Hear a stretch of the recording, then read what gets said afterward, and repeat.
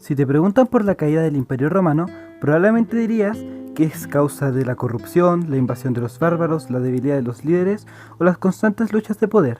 Sin embargo, si te dijera que hay otro factor crucial que a menudo pasa desapercibido, en este video explicaremos cómo la inflación, la emisión monetaria y las políticas económicas jugaron un papel fundamental en el declive de lo que fue la cultura hegemónica desde el 27 a.C. con la victoria en la Primera Guerra Púnica hasta el 476 d.C. con la caída del imperio. Esto es Cultura y Contexto.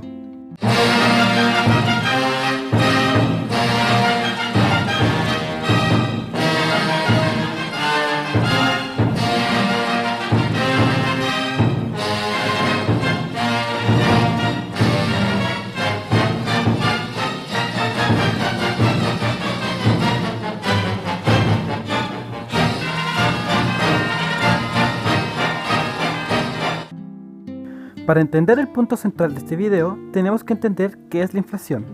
Para Milton Friedman, Premio Nobel de Economía, la inflación es siempre y en todo lugar un fenómeno monetario. En otras palabras, el incremento de precios de una economía deriva siempre de un aumento excesivo de la cantidad de dinero circulando en esa misma economía. Pero ahora, ¿qué es la emisión monetaria y qué tiene que ver con la inflación? Pues como ya te has dado cuenta, la inflación se genera cuando hay una cantidad grande de dinero circulando. Pero, ¿de dónde sale ese dinero? Pues ese dinero es emitido por el gobierno. Ahora, ¿por qué hacen eso? ¿No sería mejor dejar de emitir dinero para que ya no exista inflación? Pues recuerda que los gobiernos tienen que pagar sus cuentas, ya sea por los planes públicos que este tiene o para sueldos de empleos públicos, entre otras cosas. A esto se le denomina el gasto público. Pero ahora, ¿el gobierno de dónde saca el dinero para financiar ese gasto público? Pues hay varias opciones.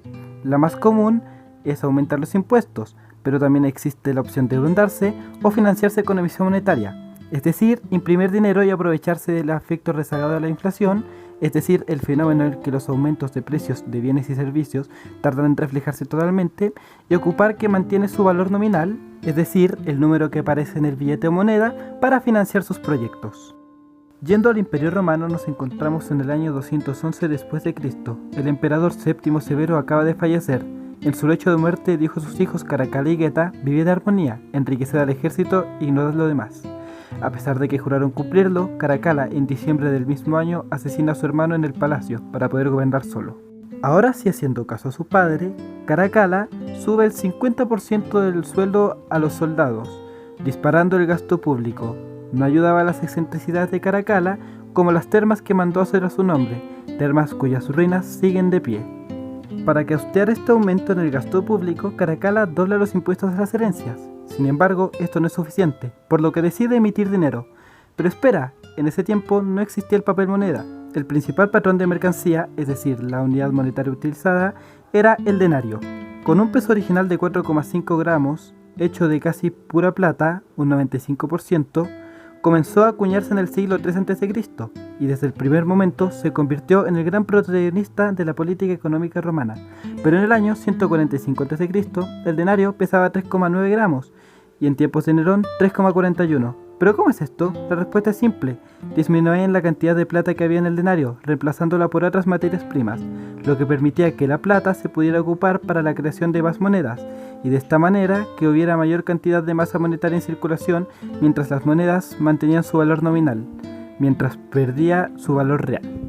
Caracalla, muy necesitado de efectivo para financiar sus gastos, devaluó el denario hasta dejarlo en tan solo un 50% de plata, es decir, lo devaluó un 25% en un solo año. En consecuencia, el aureo, la moneda de oro, también perdió valor.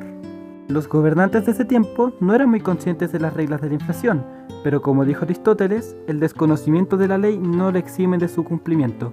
En otras palabras, que no supieran acerca de las consecuencias de la inflación no impedía que la moneda se devaluara, lo que se tradujo en un alza de los precios por parte de los comerciantes, disminuyendo el poder adquisitivo de los ciudadanos. La inflación llegó a sobrepasar un 1000%, esto viéndose reflejado en el precio de los cereales, cuyo precio se multiplicó por 20 entre los años 255 y 294, en tanto Caracalla no vivió para ver las consecuencias de sus acciones, puesto que murió en el 217, asesinado mientras orinaba en el trayecto a un templo cerca de Carreas. Después de la muerte de Caracalla, la situación no mejoró. Casi todos sus sucesores del siglo III fueron militares, que llegaron al poder a través de alzamientos de armas. Al ser militares, su gestión priorizaba el bienestar del ejército. A este periodo, los historiadores le llaman la crisis del siglo III. Durante todo ese siglo, el denario no dejó de devaluarse. Es en ese contexto que llega al poder Diocleciano, el cual, al no poder recurrir a la devaluación de monedas, pues básicamente no quedaba plata en el denario, maximizó los impuestos y aumentó el gasto público. En sus primeros 15 años, el emperador aumenta el tamaño del ejército de 685.000 personas a 995.000 personas, y el número de funcionarios públicos se duplica, pasando de 15.000 a 30.000 trabajadores. Al no poder devaluar el denario y no poder aumentar los impuestos ya que los contribuyentes se encontraban sofocados, Diocleciano trata de hacer una reforma monetaria para controlar la inflación, lo que por el contrario la termina disparando nuevamente. Diocleciano toma finalmente la decisión de fijar los precios de alrededor 1.300 productos y prohíbe vender en otros mercados que no tengan la regulación del dinero, ordenanza cuyo incumplimiento significaría la pena de muerte. La inflación no bajaría. Al ser tan bajos los precios que estableció Diocleciano, muchos mercaderes dejaron de vender sus productos, otros simplemente volvieron al trueque. Estas circunstancias hicieron que mucha gente se fuera nuevamente a vivir al campo, abandonando la ciudad, adoptando un estilo de vida autárquico. Posteriormente, el emperador Constantino suprimió el aureo y puso en circulación una nueva moneda de oro, el sólido, depreciada con respecto a su anterior, pues en cantidad de material precioso, un aureo era aproximadamente 2 sólidos. Creó nuevos impuestos, los cuales solo podían ser tributables en oro, ya que los empleados públicos solamente aceptaban este método de pago. A pesar de que el oro fue una salida viable económicamente para quienes podían conseguirlo, es decir, los militares y funcionarios imperiales, las restantes monedas de plata y bronce, principalmente utilizadas por las clases bajas y medias, quedaron a merced de una monstruosa inflación, lo que provocó la pobreza y continua descapitalización de las clases más pobres del imperio. Estas clases, agobiados por los impuestos y el alto desempleo, resolvió finalmente por ir al campo. La economía se organizó en villas rústicas, donde se pueden ver unos primeros indicios del feudalismo.